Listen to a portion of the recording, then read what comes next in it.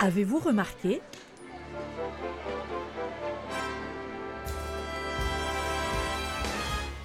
Autour de vous, ça scintille, ça clignote, ça s'illumine.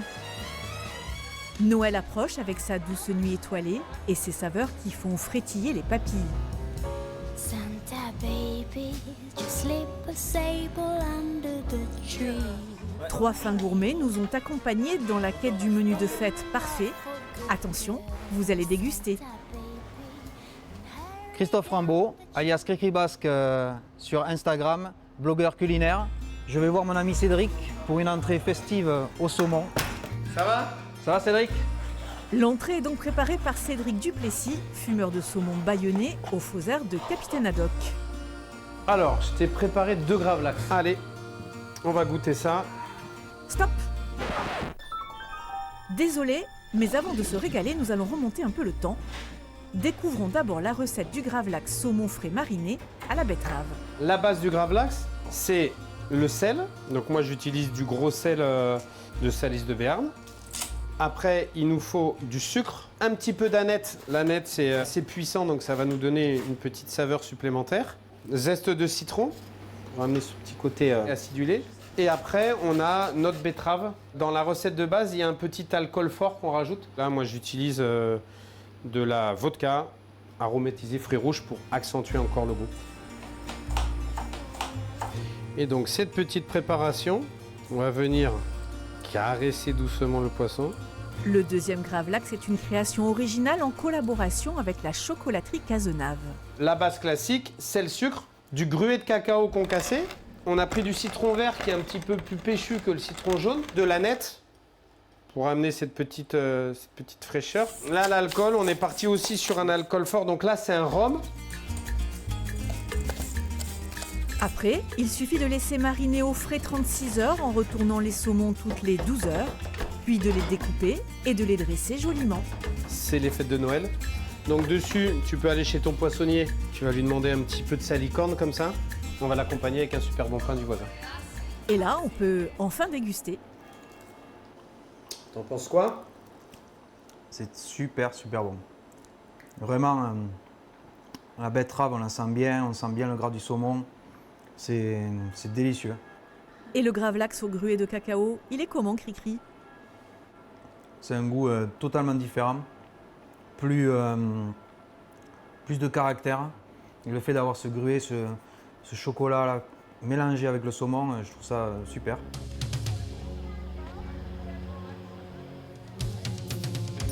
Pour le plat, direction un restaurant tendance de Bidart. Jacques Ballarin, chroniqueur gastronomique. Nous allons voir comment Anthony Orjolet acclimate le maïs le grand roux avec le poisson.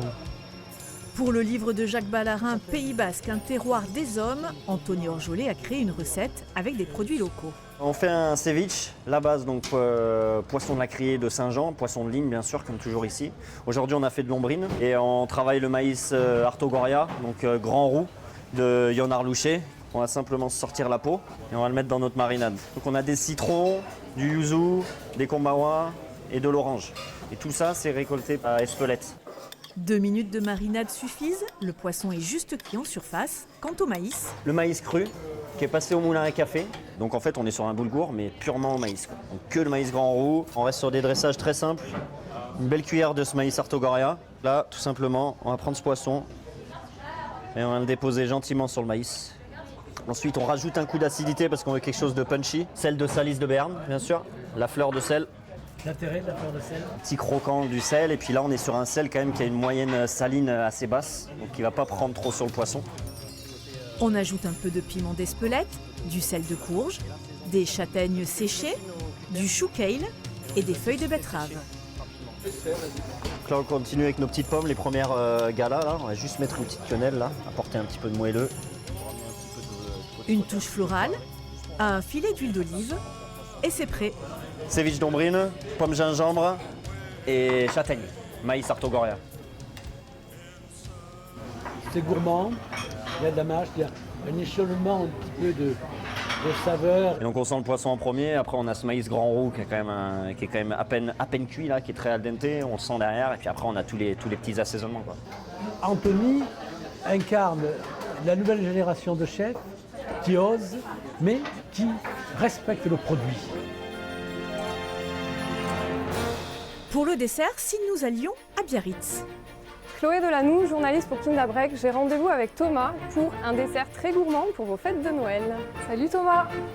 Un roulé sésame caramel chocolat, ça vous plairait? Une douceur signée Thomas Brocherioux, pâtissier inventif. Alors qu'est-ce que tu prépares là, Thomas? Je suis en train de faire une ganache au chocolat noir que je vais venir poser sur mon biscuit au sésame qui va avoir aussi un cœur au caramel au beurre salé. Et je vais venir après le rouler pour faire ma bûche de Noël. Le sésame, c'est un parfum que les gens ne connaissent pas trop en sucré et du coup c'est pas mal de l'associer avec des parfums qu'ils connaissent comme le chocolat et le caramel. Ça marche très bien, c'est des valeurs sûres. Hein. Ça c'est ton fameux caramel au beurre salé fait maison. C'est ça. Je la mets au frigo pour qu'elle soit bien fraîche pour pouvoir la couper et la glacer. 1 heure après, le roulé peut être décoré et déposé sur un socle en crumble.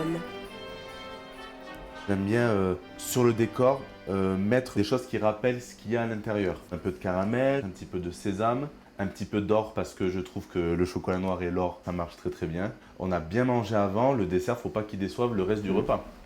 Allez, on va se la goûter, c'est ça. C'est excellent, ouais. L'alliance, le mariage du caramel au beurre salé avec le chocolat noir, hein, c'est deux saveurs qui vraiment, ça passe nickel.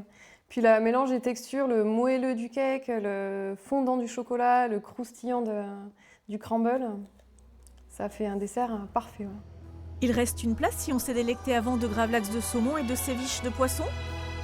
Il faut surtout garder une place pour le dessert, bien sûr. Après, à nous de faire une part plus petite. Alors bon appétit et bonne fête!